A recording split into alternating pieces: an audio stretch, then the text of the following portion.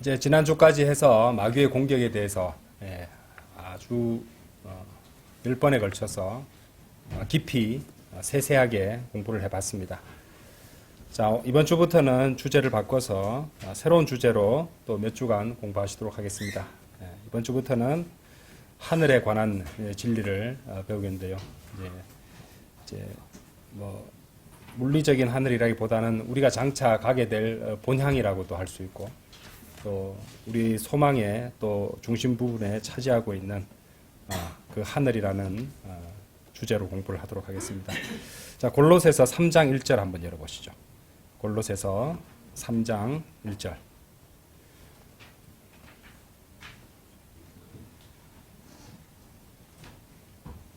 골로새서 3장 1절.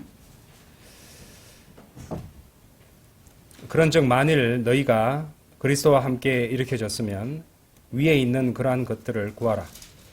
그곳에는 그리스도께서 하나님의 오른편에 앉아 계시느니라. 2절. 땅에 있는 것들이 아닌 위에 있는 것들에 너희의 애정을 두라. 제58강입니다. 하늘에 관한 진리.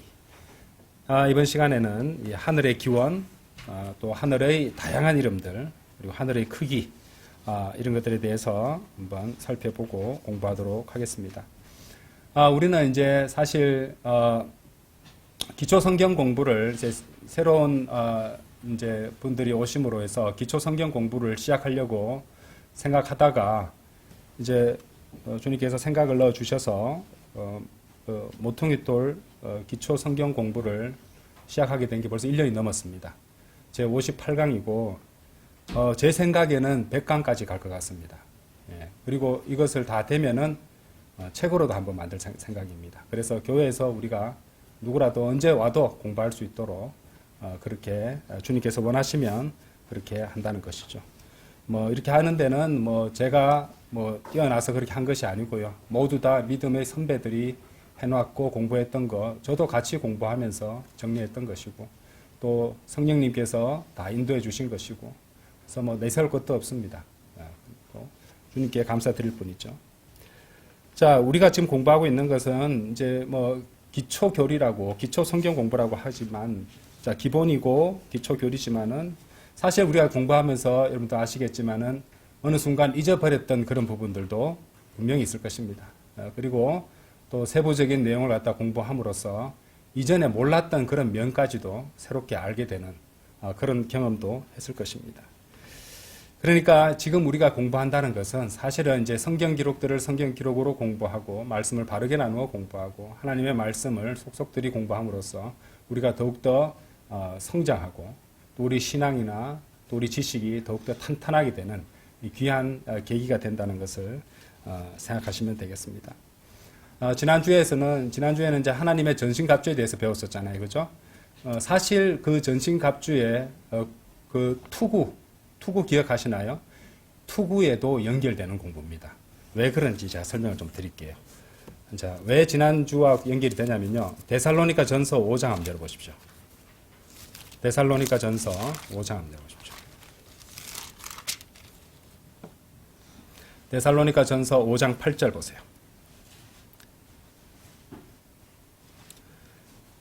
그러나 낮에 속한 우리는 정신을 차리고 믿음과 사랑의 흉갑을 입자. 또 구원의 소망을 투구로 쓰자. 여러분들 에베소서 6장에 보셨던 하나님의 전신갑주와는 조금 다릅니다. 그렇죠? 예, 그러면은 여러분 뭐 이렇게 생각하시겠습니까? 나 사도 바울 훌륭한 분인 줄 알았는데 한 입으로 두 소리 하네. 그거 아니죠. 그죠? 그렇죠? 분명히 또 추가적으로 진리를 가르쳐 주시는 부분입니다. 그렇죠? 근데 여기 잘 보시면은 자, 우리가 의의 흉갑인데 여기는 또한 믿음과 사랑의 흉갑. 그렇죠? 믿음과 사랑의 흉갑. 예. 그러니까 이 부분에도 우리가 묵상을 해볼 부분이 된다는 것입니다. 그렇죠? 우리 하트를 보호하기 위해서 믿음과 사랑이 필요하다는 것입니다. 근데 놀랍게도요, 이 5장 8절에는 믿음, 소망, 사랑이 다 들어있습니다. 그거 아세요? 그러니까 믿음과 사랑의 흉갑이 나왔죠? 그 다음에 구원의 소망을 투구로 쓰자. 제 눈에 굉장히 오묘하게 보였습니다. 자, 그런데 구원의 투구라고 했는데, 구원의 소망을 투구로 쓰라 했는데, 우리가 에베소서 6장에서 배울 때는 구원의 투구였어요. 그렇죠? 구원의 투구라는 것은 이미 이루어진 구원이었습니다. 그죠? 애당초 구원을 받아야지 된다는 것이었고요. 또한 우리가 구원의 투구를 쓴다는 것은 우리가 구원받은 사실을 항상 기억하고 감사드리는 것도 포함된다고 제가 말씀을 드렸습니다. 근데 여기서는 구원의 소망이라고 했으니까 장차 이루어질 구원에 대한 말씀이라는 걸 알 수 있겠죠.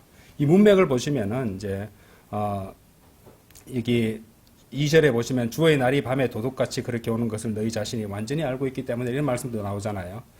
그래서 이 구원의 소망이라는 것은 우리 몸의 구속을 의미하는 겁니다. 휴거 때. 그러니까 주님께서 다시 오실 그 날을 갖다가 바라고 이제 기다리는 그런 복된 소망을 가리키는 구원의 소망. 그 구원의 소망을 투구로 쓰라는 것입니다. 그래서 구원의 투구도 있고 구원의 소망의 투구도 같이 써야 된다는 것을 우리가 알 수가 있겠죠.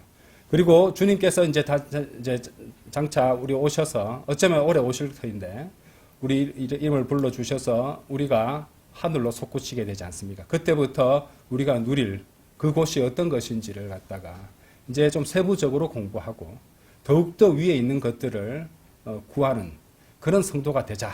이런 의미에서 주제를 이렇게 바꿨다는 겁니다. 연결이 되죠, 그죠? 예, 세상에 돌아가는 거나 되어지는 것을 보면요, 예, 한숨밖에 안 나옵니다. 네. 너무 암울하기도 하고, 너무 어서 빨리 주님 오셨으면 좋겠습니다라는 생각도 하게 되지만은 어쨌든 이런 상황 속에서도 주님을 섬기면서 살아가라고 주님께서 명령하시는 것이므로 그러면은 우리에게 위로를 주는 것은 위에 있는 것들에 대한 소망이 아닌가. 또 이런 말로도 우리 성도들을 서로 세워주고 위로해줘야 되는 것이 아닌가. 예, 이렇게 해서 준비를 해봤습니다. 자, 그래서 이번 주부터 하늘에 관한 진리를 배워보겠는데요. 하늘은 이제 천상의 이제 존재들이죠. 그 천사라든지 또는 또 물론 하나님께서 주의 천사이신 또 하나님께서 거하고 계시고 또 타락하지 않은 하나님의 아들들 천사들이 있을 것이고요. 또 그룹들, 스랍들에 대해서 우리가 배웠습니다. 그렇죠?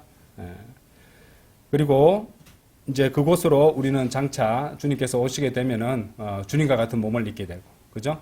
하늘에 있는 천사처럼 우리가 된다고 그랬잖아요. 그렇게 되면은 이제 또 우리가 가게 될 곳이 되는 이 하늘에 대해서 잘 알게 되는 것을 공부하는 것은 우리 소망을 더욱더 풍성하게 해주실 것이기에 꼭 필요한 공부라고 생각합니다. 자, 먼저 하늘의 기원에 대해서 한번 살펴보도록 하겠습니다. 어떻게 해서 하늘이 생겨졌나? 성경에 분명히 나오죠. 창세기 1장 1절에 보시면은 태초에 하나님께서 하늘과 땅을 창조하셨느니라 라고 말씀하십니다. 그래서 하늘은 태초에 창조되었구나. 이걸 알 수가 있다는 것이죠. 그래서 우리는 루시퍼의 반역과 하나님의 심판 그리고 재창조에 대해서 우리가 공부를 했었습니다. 이미. 그렇죠? 예, 그래서 재창조 때 인간이 창조되기 아주 오래오래 전에 이미 하늘이 창조되었음을 창세기 1장 1절을 통해서 알 수가 있습니다. 자, 그리고 고린도후서 5장 1절도 한번 가보시죠. 네, 고린도후서 5장 1절.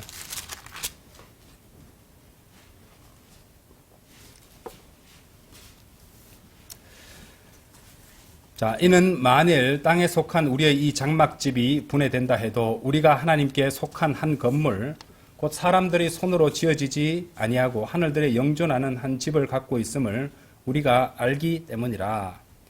자, 이 말씀에 대해서 좀 간단히 설명을 좀 드리겠습니다. 이제 이 두 가지 측면에서 해석이 가능합니다. 이 부분은 먼저 땅에 속한 우리의 이 장막집, 이제 요걸 갖다가 우리의 물리적인 육신을 가리키는 것이라고 해석할 수 있습니다. 그래서 사람이 죽어 그 몸이 썩는 것처럼 장막집이 분해된다고 그렇게 말씀하시는 것이죠. 이제 그 근거로서 베드로후서 1장 한번 열어보세요. 여기 손을 떼어 놓으시고 베드로후서 1장 13절 14절. 진정 내가 이 장막 안에 있는 한 너희로 하여금 기억하게 함으로써 너희를 각성하게 하는 것이 온당하다고 생각하노라. 우리 주 예수 그리스도께서 나에게 보여주신 그대로 내가 머지않아 나의 이 장막을 벗어야만 하는 것을 알고 있노라.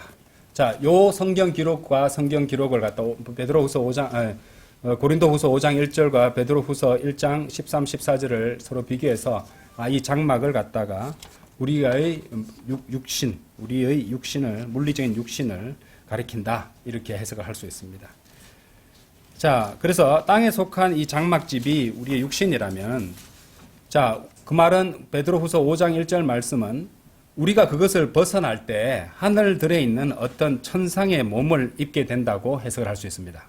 그 말을 장막집에서 벗어나서 하늘에 속한 한 건물을 이제 갖고 있다 이렇게 말씀하셨잖아요, 그죠? 물론 입고 있다고는 하지 않고 갖고 있다고 말을 했습니다. 예, 뭐 이런 부분들은 이제 좀 생각해 볼 수 있는 부분이 있습니다만은 어쨌든 우리가 이제 육신의 이 장막을 벗어날 때 하늘들에 있는 어떤 천사의 몸을 갖고 있다.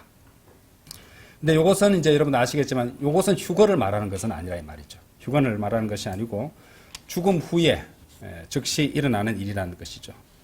여호와의 증인들은 사람이 죽고 나면은 혼적 잠에 빠져든다 이런 말을 하는데 비성경적인 주장을 하는데 그렇지 않습니다. 죽으면은 그리스도인이 죽으면은 즉시 천상에 갑니다. 그거 증명할 수 있습니다. 빌립보서 1장 21절 읽어보세요. 빌립보서 1장 21절. 여기 보시면은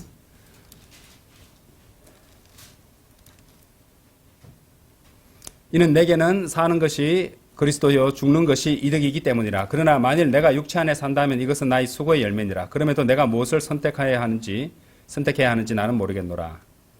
이는 내가 둘 사이에 끼어 있기 때문이라. 떠난다는 말 나왔죠, 그죠? 육신의 몸을 떠났습니다. 떠나서 그 다음에 혼적 잠이 든다는 말이 없죠? 그리스도와 함께 있고 싶은 갈망이 있으니 그것이 훨씬 더 좋으나라고 말하고 있습니다, 그죠? 육신을 떠나는 순간 그리스도와 함께 하게 된다는 것을 증명하는 말씀이니까 여호와의 증인들을 만나서 설명해 드릴 때는 빌립보서 1장 21절에서 23절을 잘 기억해 두셨다가 제시해도 좋다고 봅니다. 예, 혼적 잠에 드는 것이 아닙니다. 그죠? 자, 그래서 구원받은 성도는 죽자마자 주님과 함께 하게 된다는 것이죠. 그래서 러크만 박사님은 이제 그 휴거 전에 우리 구원받은 성도가 죽게 되면은 입게 되는 옷을 갖다가 주석서에서 soulish body, 혼적 몸이라고 설명을 하고 있습니다. 근데 이것은 우리가 휴거 때 우리의 몸이 변하여 있게 될 그 부활의 몸과는 또 다른 몸이죠. 예. 고린도후서 5장 1절의 몸은 죽자마자 입게 되는 몸이고, 이 부활된 몸은 죽음을 보지 않고 입게 되는 옷이잖아요, 그렇죠? 물론 이제 죽은 사람 먼저 일어나는 경우에도 그 옷을 입게 되겠지만은 죽자마자 입게 되는 옷은 soulish body고, 자 그리고 우리가 입게 될 부활의 몸은 우리가 살아 있을 때 주님 오시면은 우리가 입게 될 부활의 몸은 고린도전서 15장 한번 열어서 보시죠. 뭐 말씀 나온 김에 고린도전서 15장.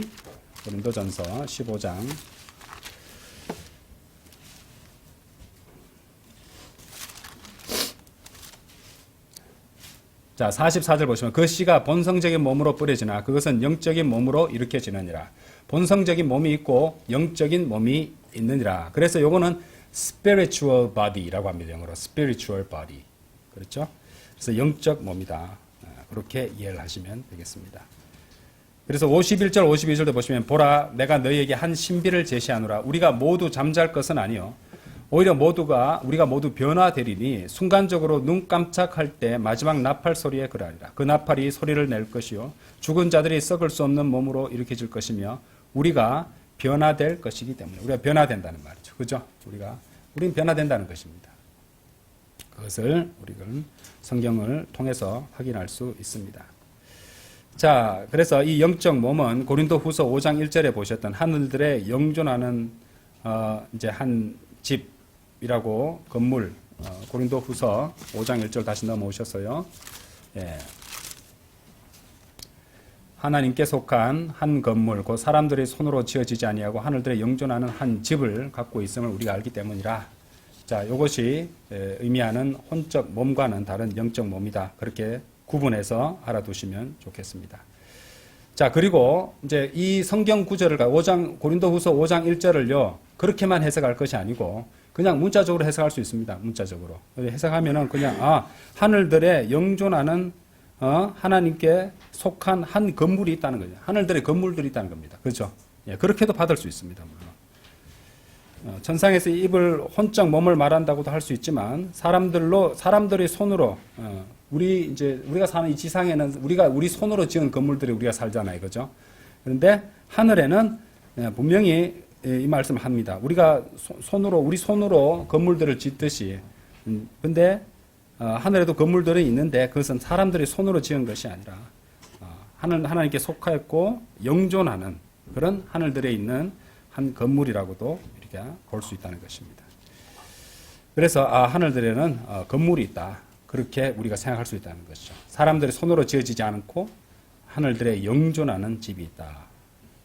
그래서 어쨌든 우리는 창세기 1장 1절과 고린도후서 5장 1절 이 두 구절을 통해서 하늘이 태초에 창조되었고 그것이 영원히 존재한다는 것을 또 알 수 있고 그곳에 건물이 존재한다는 것을 우리가 또 확인할 수 있습니다.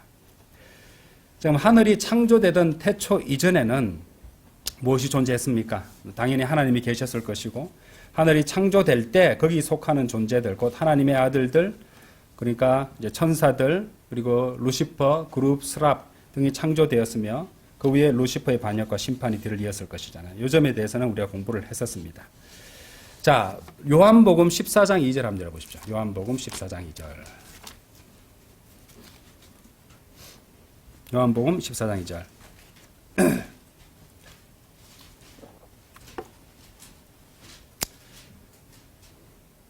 나의 아버지의 집에는 많은 저택들이 있느니라. 만일 그렇지 아니하였더라면 내가 너희에게 알려주었으리라. 나는 너희를 위하여 한 처소를 예비하러 가노라. 자, 그래서 이 말씀을 통해서 하늘은 또한 준비된 사람들을 위한 준비된 장소라고 할 수 있습니다. 그렇죠? 지금 이 말씀을 주님께서 예비하러 가시는 거죠. 예비, 준비, 비슷하다고 볼 수 있는데, 주님께서 이 처소를 예비하러 가시는데, 그런 의미에서 예비된 사람들을 위한 예비된 장소, 이렇게 설명을 할 수 있다는 것이죠. 그래서 스스로에게 우리는 얼마든지 물어볼 수도 있고, 사람들한테 물어볼 수 있습니다. 당신은 예비됐습니까? 하늘에 갈 준비가 돼 있습니까? 물어봐야 된다는 것이죠. 이제 구원받았냐라는 질문입니다. 구원받지 않았다면은 오늘이 가기 전에 구원받아야 되는 것이죠. 그렇죠? 그러니까 이제 우리가 예비된 사람들이라면은 장차 주님께서 예비하신 그곳을 우리는 받게 될 것이라는 것이고. 그렇죠? 근데 그에 반해서 구원받지 않은 사람들은 자신이 죽고 나서 어디로 가는지도 자신의 불멸의 혼이 어디로 가는지도 모르고 사는 사람들이 굉장히 불안한 삶을 살아간다는 것이죠. 예. 그런데 뭔가 잘못됐죠. 그렇죠? 그러면서도 아무 문제 없을 것이라고 착각하고 살아가고 있으니까. 그렇죠? 너무 보면 안타깝게 그지 없습니다. 그래서 하늘은 예비된 사람들을 위한 예비된 장소다. 준비된 사람들을 위한 준비된 장소다. 그렇게 우리가 생각할 수 있습니다. 자, 창세기 1장 1절에서 하나님께서는 태초에 하늘을 창조하셨습니다. 고린도후서 5장 1절에서 그 건물은 그곳에 있는 건물은 사람들의 손으로 지어지지 않은 집이라는 것을 또 확인할 수 있었고요. 그리고 거기에 하나님이 계시다는 것도 우리가 알 수 있습니다. 마태복음 6장 9절. 마태복음 6장 9절.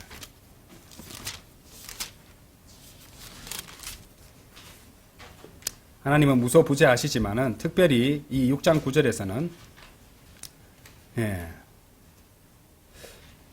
굳이 하나님을 이렇게 부르고 있습니다. 그러므로 너희는 이런 방식으로 기도하라. 하늘에 계신 우리 아버지여. 하나님께 하늘에 계신다고 이렇게 설명하고 있죠. 구체적으로. 하늘에 계신 우리 아버지여. 당신의 이름이 신성하게 되시기를 바라옵나이다. 그렇죠? 그래서 하나님이 그곳에 계신다는 것을 알 수 있습니다. 자, 그러면 하늘은 태초에 창조되었고 그곳에는 사람의 손으로 지어지지 않은 건물들이 있으며 거기 하나님이 계시고 다른 어떤 천상의 존재들도 있다. 그리고 그곳은 예비된 사람들을 위해서 예비된 장소이다. 이렇게 정리를 할 수 있을 것입니다. 만화나 이런 것들 보시면은 어린이들 보는 만화 같은 거 보시면 하늘에 보면은 솜사탕 갖고 폭신폭신하고 구름 위에 이렇게 방방 뛰고 뭐 이렇게 굉장히 좋을 것 같지만은 그런 곳은 아니라는 것을 우리가 알 수 있겠네요. 그렇죠? 그곳은 진짜 고린도후서 5장 1절을 문자적으로 받아들였을 때 건물들이 있는 곳이라는 그렇게 생각할 수 있다는 것입니다. 자, 다음으로 이제 하늘의 이 성경 기록에 나오는 하늘의 다양한 이름들을 갖다가 이제 한번 살펴보도록 하겠습니다. 예, 많은데요. 시간이 걸려도 그 구절도 하나하나 살펴보면서 직접 확인하도록 하겠습니다. 자, 먼저 이 셋째 하늘이라는 거죠. 셋째 하늘. 많이 들어보셨죠? 셋째 하늘 우리가 많이 씁니다. 일반적으로 우리가 많이 사용하는 명칭입니다. 첫째 하늘은 이제 새가 날아다니는 그 하늘이고요. 둘째 하늘은 우주 공간이고요. 셋째 하늘은 그야말로 이제 하나님께서 계시는 그 낙원이 되는데, 고린도후서 12장 2절 한번 열어보겠습니다. 고린도후서 12장 2절.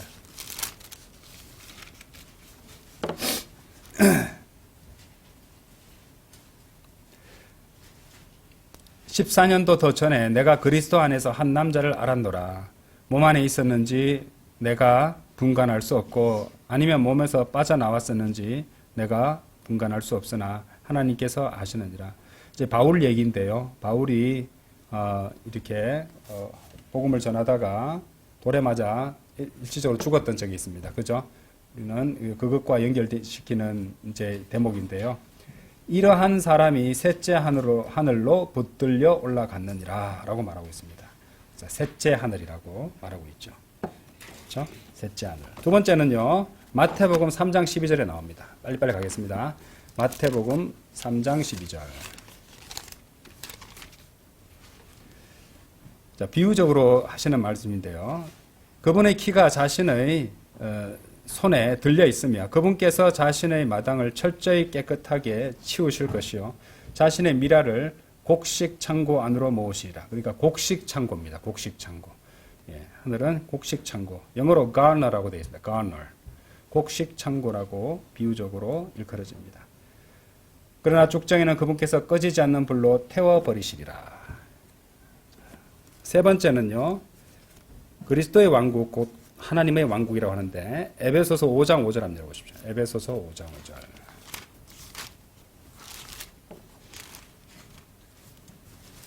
에베소서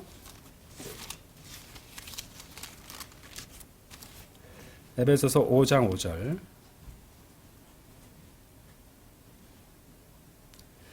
이는 너희가 이것을 알기 때문이니 곧 행음에 빠진 자나 불결한 인물이나 탐욕스러운 사람 곧 우상 숭배자는 그리스도의 왕국 곧 하나님의 왕국에서 어떠한 유산도 얻을 수 없다는 것이라 라고 했습니다. 그렇죠? 유산을 얻을 수 없다고 말하는 거죠. 예.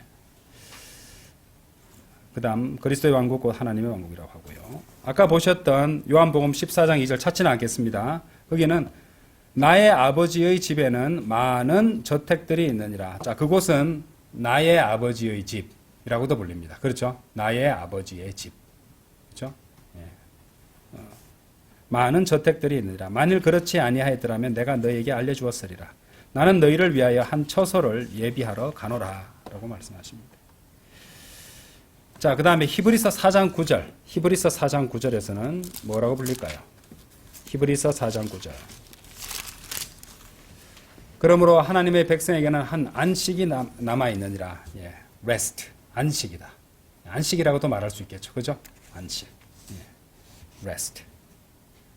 이게 다 그려집니다. 아, 곡식 창고고, 알곡들만 미랄들만 들어가는 곳이고, 첫째, 둘째도 아닌 셋째 하늘이고, 인간들은 이제 로켓 만들어가지고, 둘째 하늘을 갖다가 정복해 보려고 완전히 혈안이 되어 있잖아요. 많은 돈을 투자하고. 근데 우리는 다 가뿐히 건너뛰어서 셋째 하늘로 간다는 것.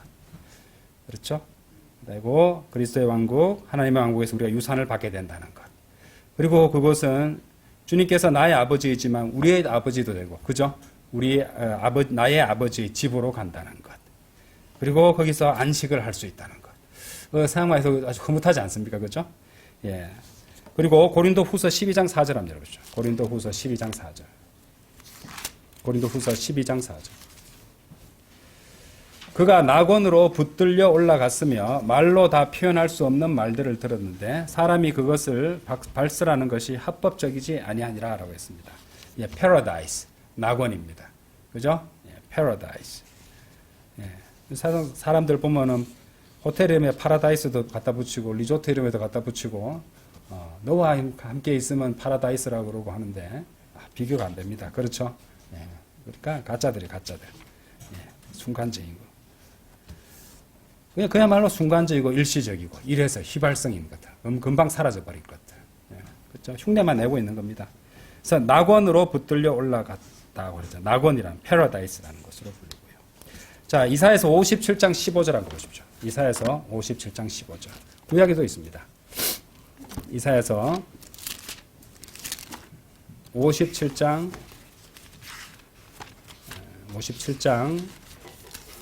15절. 이는 영원에 거주하며 그의 이름이 거룩인 높고 우뚝 솟은 이가 이같이 말하기 때문이라. 나는 높고 거룩한 처소 안에 거하며, 하나님이 계신 곳을 갖다가 높고 거룩한 처소 안에 거하며, 또한 참회하고 겸손한 영을 지닌 자와 함께 거하나니 겸손한 자들의 영을 소생시키시고 참회하는 이들의 마음을 소생시키려 함이라. 그분께서 높고 거룩하신 분이시기 때문에, 높고 우뚝 솟으시기 때문에, 그럼에도 불구하고 참회하고 겸손한 영을 지닌 자와 함께 거하신다. 그렇죠? 아주 완벽하신 하나님이십니다.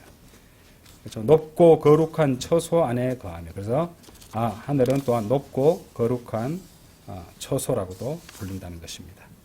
그렇죠?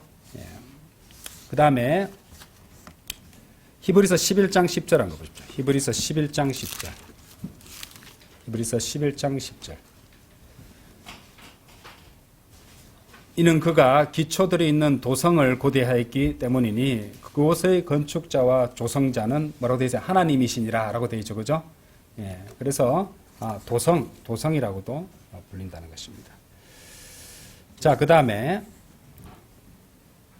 11장 16절도 보세요. 16절. 그러나 이제 그들은 더 좋은 본향을 사모하니, 우리가 이제 또 하늘나라를 말할 때 본향이라고도 말을 많이 하잖아요. 그죠? 여기 나왔습니다. 더 좋은 본향을 사모하니 곧 하늘에 있는 본향이로다. 본향이라고도 할 수 있고, 또 구체적으로 말하면 하늘에 있는 본향. 그렇죠? 하늘에 있는 본향. 이렇게 기억하시면 좋겠습니다. 이런 이유로 하나님께서는 그들의 하나님이라 불리는 것을 부끄러워하지 아니하시느니라. 이는 그분께서 그들을 위하여 또 나왔죠. 한 도성을 예비하셨기 때문이라. 연결됩니다. 자, 그리고 너무 당연한 얘기지만 마태복음 3장 17절. 마태복음 3장 17절.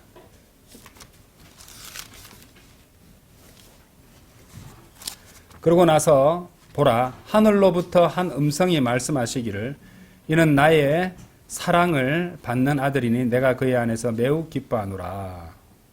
그렇죠? 16절 보세요. 그러자 예수님 곧 그분께서 침례를 받으시고 물속에서부터 하늘 곧바로 올라오셨을 때에 보라, 그리하여 하늘 잘 보세요.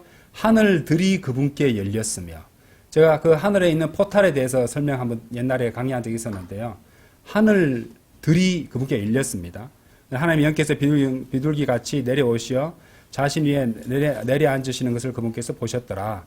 그리고 보라, 하늘로부터 한 음성이, 셋째 하늘이겠죠, 그죠? 그리고 하늘이라고 하십니다. 하늘로부터 한 음성이 말씀하시기를 이는 나의 사랑을 받는 아들이니 내가 그의 안에서 매우 기뻐하노라 하셨느니라.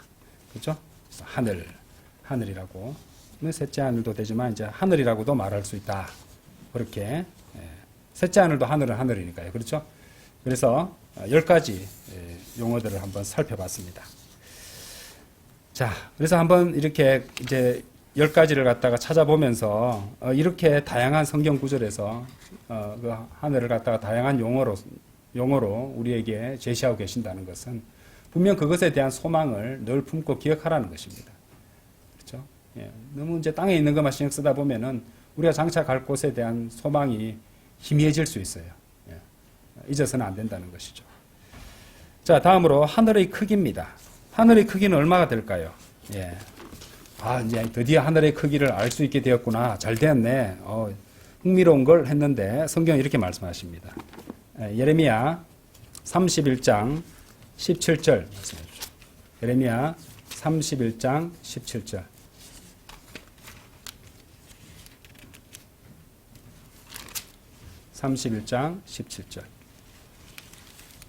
죄송합니다. 37절입니다. 31장 37절. 주가 이같이 말하노라. 만일 위로 하늘이 측량될 수 있고 아래로 땅의 기초들이 샅샅이 탐색될 수 있다면 나 또한 이스라엘의 모든 씨가 행한 모든 것으로 인하여 그들을 던져버리겠노라. 주가 말하노라.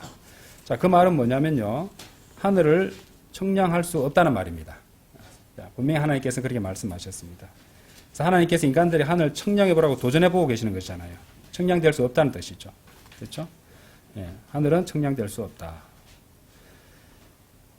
이런 것들을 이제 계속 보면서 우리가 이제 공부를 하는 과정에 보면은 우리는 항상 어떤 이제 공부를 하거나 이제 결론을 도출하거나 설명을 할 때 바이블 빌리버는 무조건 성경 구절을, 성경 기록을 제시합니다. 그렇죠?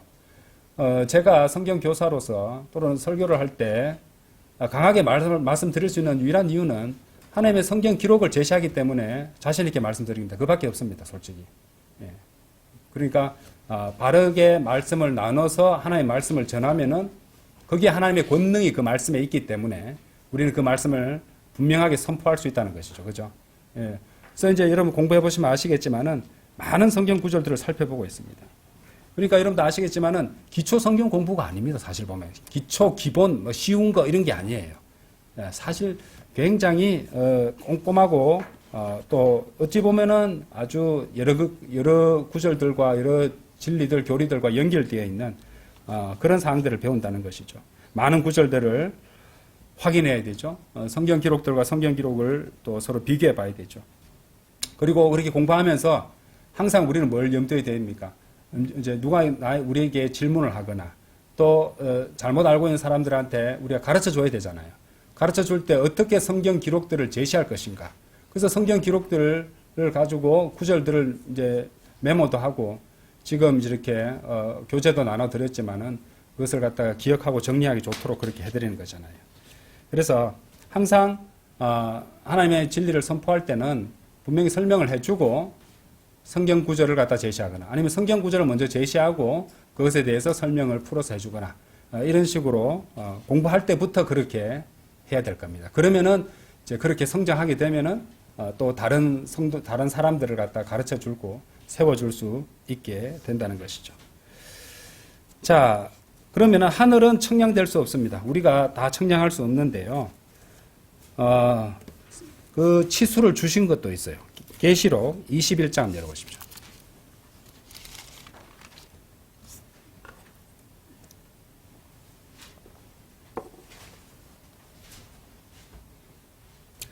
(21장) 1절 2절입니다. 그리고 내가 새 하늘과 새 땅을 보았더라. 이는 처음 하늘과 처음 땅이 사라져버렸고 바다도 더 이상 있지 아니하였기 때문이라. 그런즉 나 요한은 거룩한 도성 곧 하늘에서 하나님께로부터 새 예루살렘이 내려오는 것을 보았는데, 잘 보세요. 하늘에서 하나님께로부터 새 예루살렘이 내려온다는 겁니다. 그렇죠? 하늘에서부터 오는 겁니다. 하늘에서 하나님께로부터 새 예루살렘 내려오는 것을 보았는데 그녀의 남편을 위하여 단장된 신부같이 예비되었더라. 자, 새 예루살렘은 하늘에서 나오는 것이죠. 근데 하늘은 측량할 수 없다고 예레미야 31장 37절에서 말씀하셨습니다. 근데 성경을 보면은 하늘에서 나오는 새 예루살렘은 그 측량치가 치수가 제시되고 우리한테 주어져 있습니다. 그렇죠? 그래서 우리가 하늘은 측량할 수 없지만은 새 예루살렘은 측량치를 갖다가 하나님께서 주시는 그런 하늘의 처소가 된다는 것이죠. 계시록 21장 펼쳐놓으셨죠. 16절, 17절 보세요.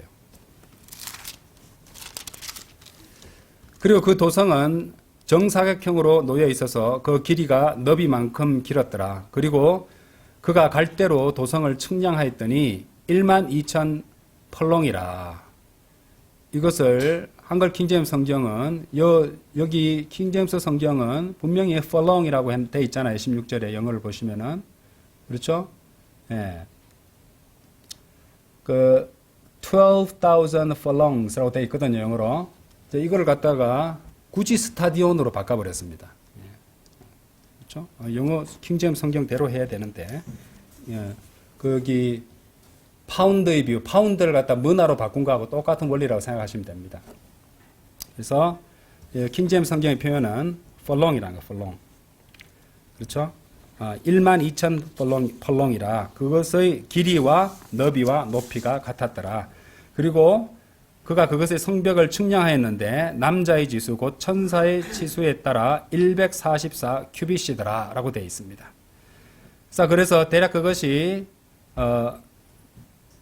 여기 보시면은 16절에 여기 보시면은 12,000 펄롱, 12,000 펄롱.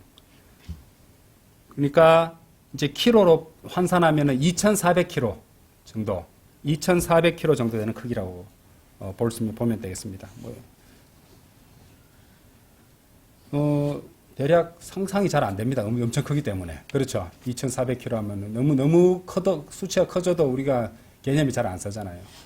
러크만 박사님은 이 새 예루살렘은 형태가 피라미드 두 개를 갖다가 바닥을 서로 붙여서 이렇게 탁 붙여서 만든 그런 형태가 될 거라고 설명을 합니다. 그래서 이제 이 말이 나온 김에 우리가 장차 가게 될 이 새 예루살렘에 대해서 러크만 주석 성경에 나오는 설명 부분을 갖다가 영어로 되어 있는데 그거를 갖다가 우리말로 이제 된 것을 읽어드리도록 하겠습니다.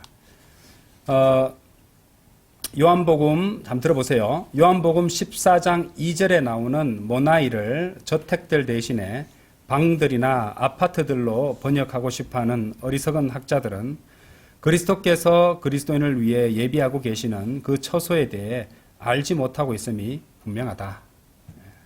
그러니까 이제 학자들은 이 저택들인데 방들 이렇게 해가지고 좀 적게 만들어 버린다 이 말이죠. 저택인데. 그래서 저택임을 갖다가 이제 증명을 하시는 것이에요. 그 목사님이. 새 예루살렘은 각 변이 12,000펄롱이다. 1마일은 8펄롱이므로 이 도시는 길이, 너비, 높이가 각각 1,500마일, 2,414km 정도 됩니다. 1,500마일이 되고 이는 401억 4,489만 6천 제곱피트.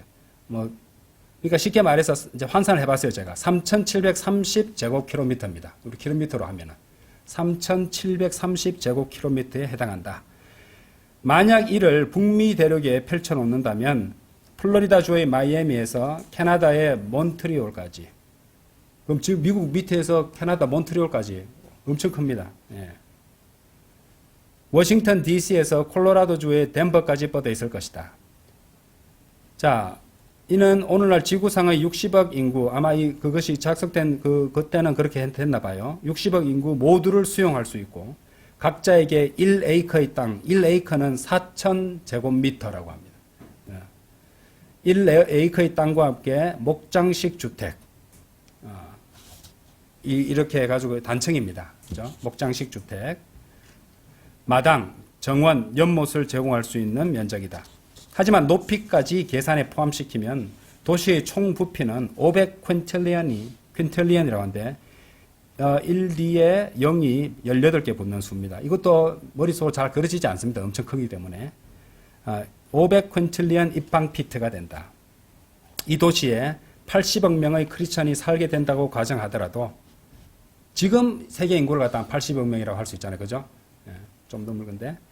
왜 80억 명의 크리스천이라고 말하느냐면요. 2000년 동안 매년 400만 명씩 구원받은 것으로 계산한 것인데 러크만 목사님은 그 뒤에 이는 매우 관대한 추정치이다. 이렇게 써놨어요. 그만큼 많지도 않을 것지만은 어쨌든 400만 명씩 1년에 구원받았다고 보고 그 80억 명의 크리스천이 다 살 수 있다는 것이죠.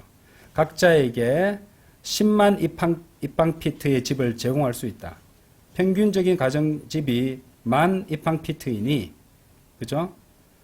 그러니까 10배입니다, 10배. 이것이 저택이 아니면 무엇이 저택인지 모르겠다.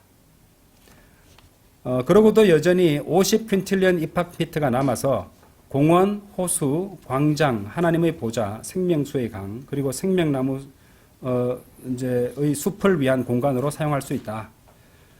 당신은 인정할 수밖에 없을 것이다. 그것이 참으로 대단한 도성이라는 것을 이렇게 주석을 하고 있습니다. 자, 이곳이 우리가 장차 가게 될 새 예루살렘이라는 것이죠. 예.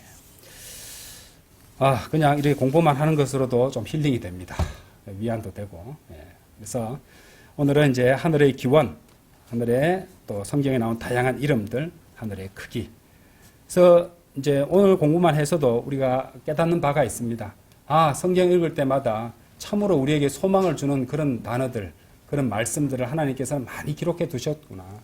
그래서 우리가 삶에 지치고 힘들 때 하나님의 말씀을 통해서 얼마나 많은 위로를 또 위안을 얻을 수 있는 것인지, 다만 그렇게 많은 말씀을 주셨는데도 그 말씀을 붙잡고 하나님께 감사드리지 못하는 우리 마음의 문제가 있었던 것은 아닌가, 이렇게 한번 생각해 봅니다. 다음 시간에도 계속 이어서 하도록 하겠습니다. 다 같이 기도드리겠습니다.